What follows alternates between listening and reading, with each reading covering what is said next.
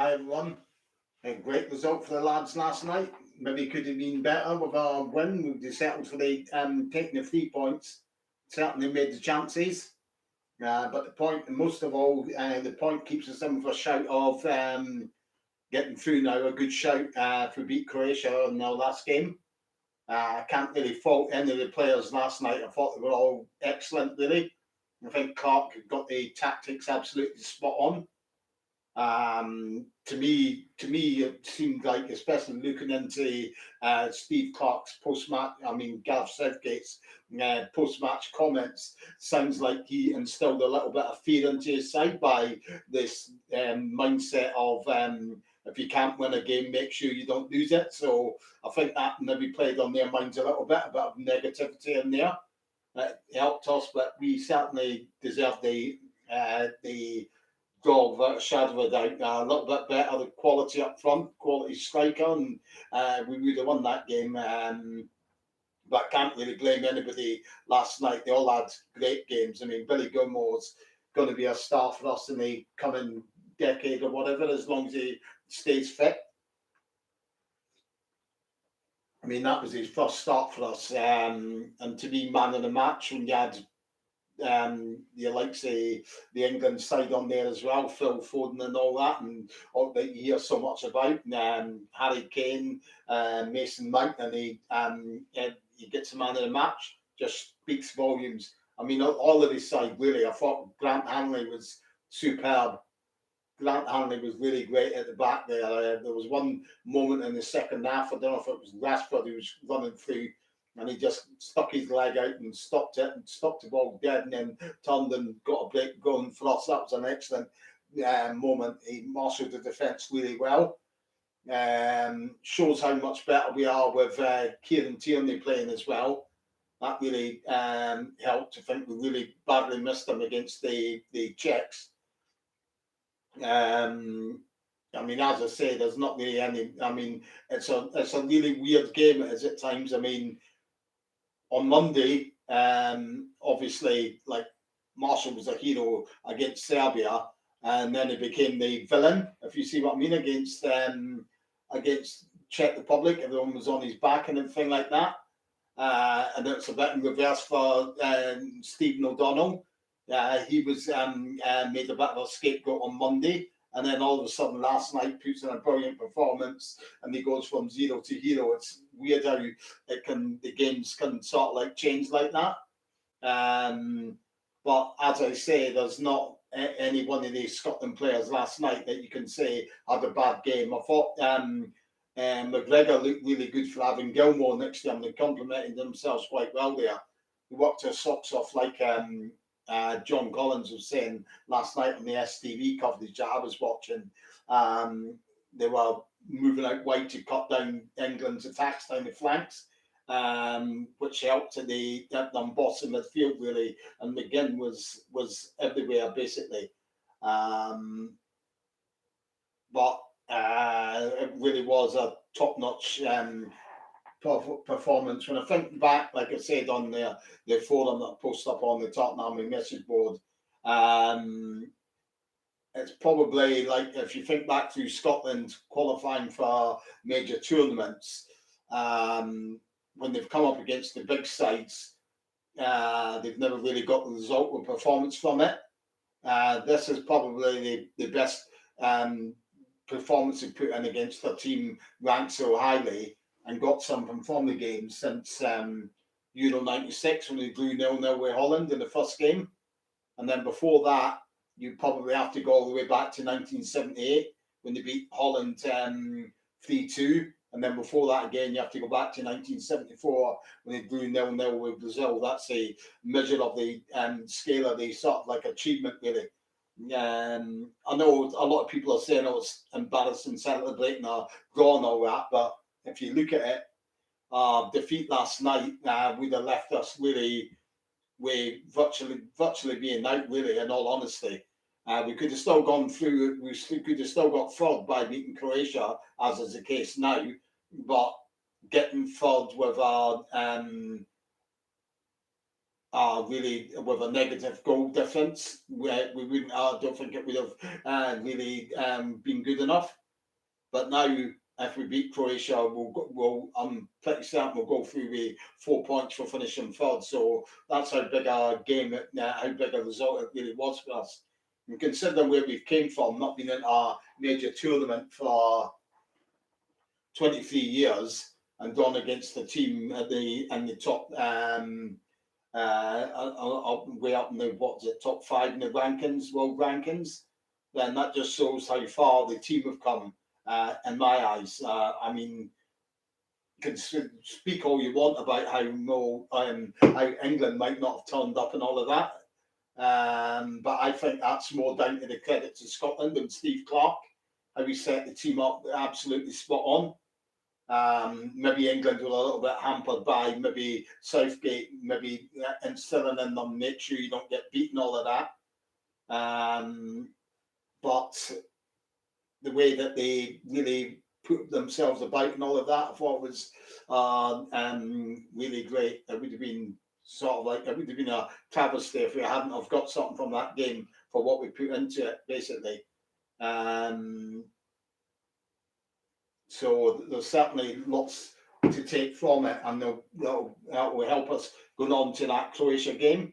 It'll really give them great confidence, I think, going into that. I thought watching the Croatia game that was on before the England game, Croatia Czech Republic, to me, I don't know, it seemed to me that like the last quarter of the match or something like that, both teams were ready to settle for a draw. Croatia probably thinking, oh, well, we'll be able to beat Scotland in the last game and go through, which might come back to, hopefully it'll come back to bite them on the arse, obviously, on Tuesday, because that's how it seemed to me. Croatia didn't have a lot of sort of like, they weren't throwing people forward, if you see what I mean. They just seemed, or if we manage to get a goal, then good, but we don't want to risk losing a point, which I think is pretty a crap sort of like attitude to have, basically. I think for a team as big as they are, like got to the World Cup final, like just a few years back, not 3 years ago now, 3 years ago now. So we should come in with a good chance against Croatia, I think, depending on the things that worry me about that game going forward now, the Croatia game. As I'll talk about it more in my blog, because I have a sort of like pre-match blog on that as well, probably on the Monday. Is worried about the players putting so much in last night, whether that'll take a lot out of them and they won't have the same sort of like energy for the Croatia game. And obviously we need to watch Modric is a big threat. We'll have to shackle him. And the other big worry for me is where the goals are coming from for us, if you see what I mean.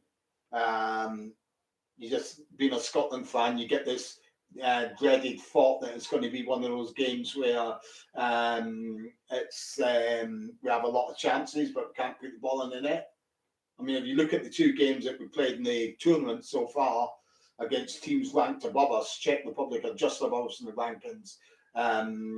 England are a long way above us in the rankings, and in both games we've had more shots on target than our opponents have, which is great credit to us, really, considering where we've come from basically in the last few years. We've definitely shown, to me, that we belong, if you see what I mean. A lot of people were like, especially after the defeat against Czech Republic, it was like, oh, we don't deserve to be there and all of that, which is total. We've shown that in our performances so far.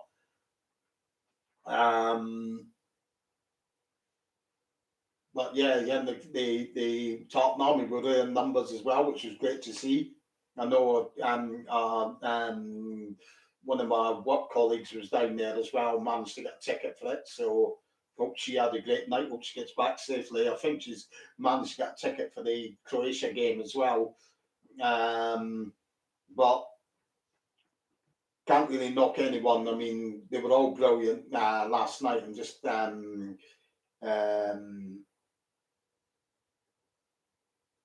like even Marshall, when he was called upon, he only, mind you, when you think about it, he only really had the one save to make. Obviously, the big worrying point was when Stones hit the post with his header.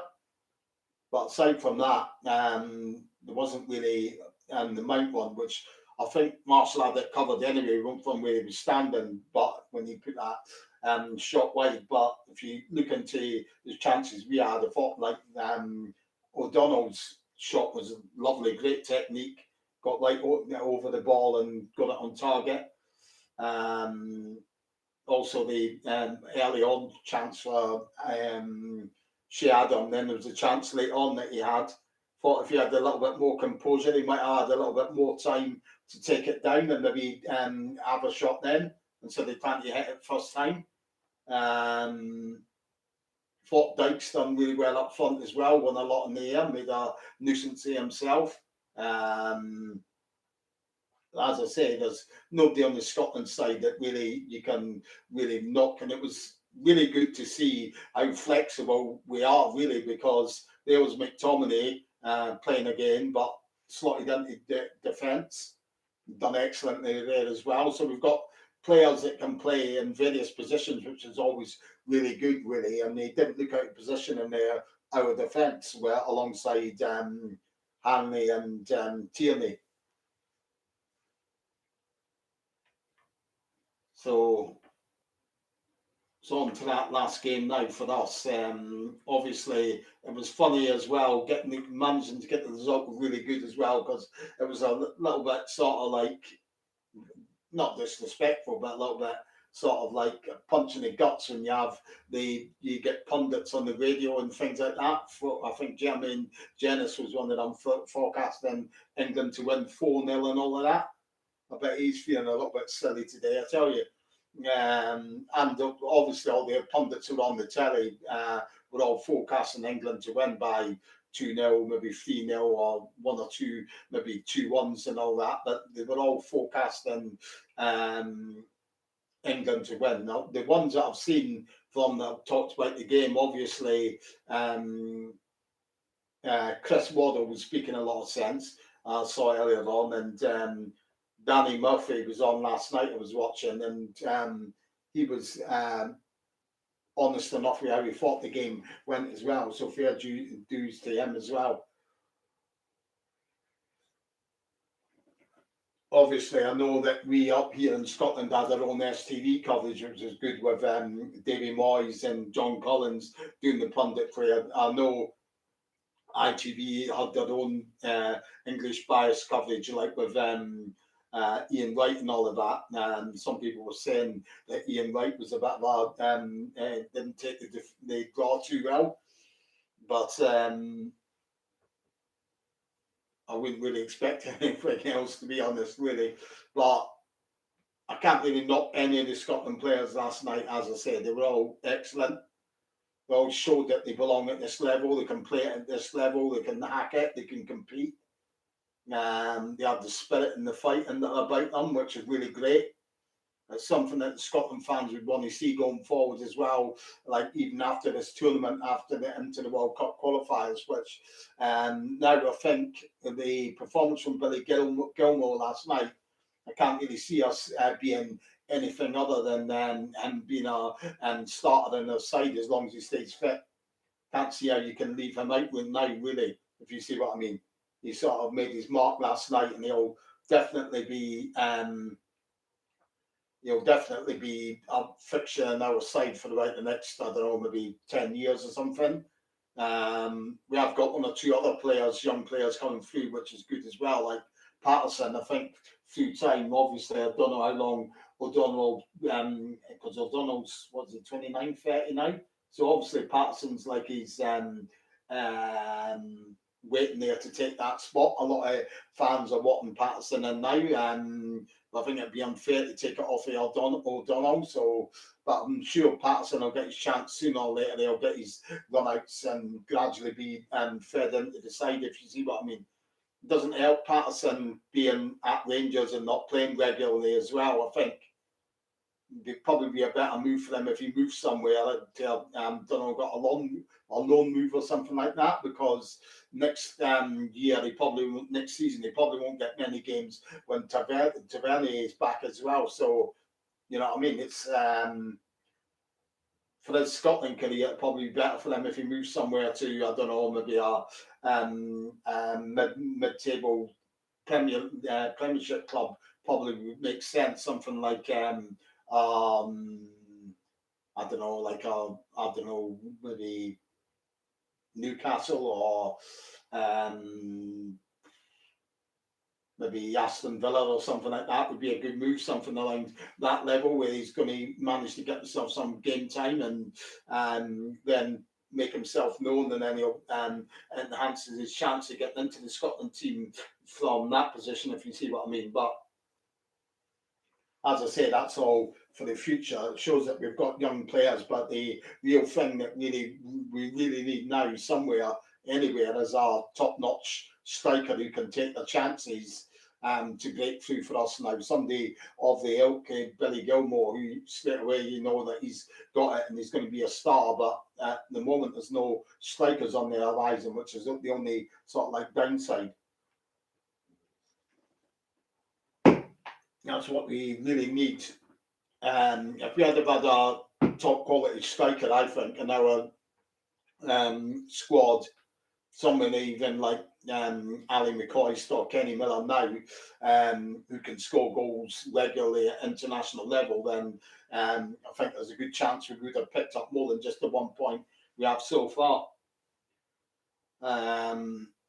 But Clark's got us doing well. That's why I think he's made us much harder to beat now.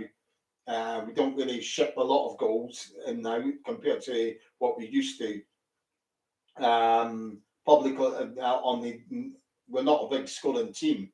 Like if we win against Croatia, hopefully we do. I'm sure it'll only be maybe by an odd goal. I'd like to see us win, obviously big, like 2-3-0 or something like that. I'll just take any win at the moment, because it would be a history-making moment for us if we did. But as I say, I'll go into more detail about that when I do my blog on the Monday. I'll do a blog for that. Looking forward to the Croatia match.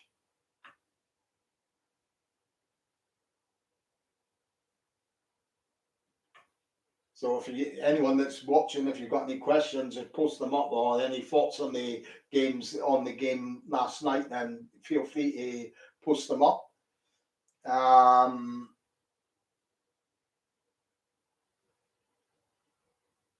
But that's about all that I can think of just now on the coverage of the game last night.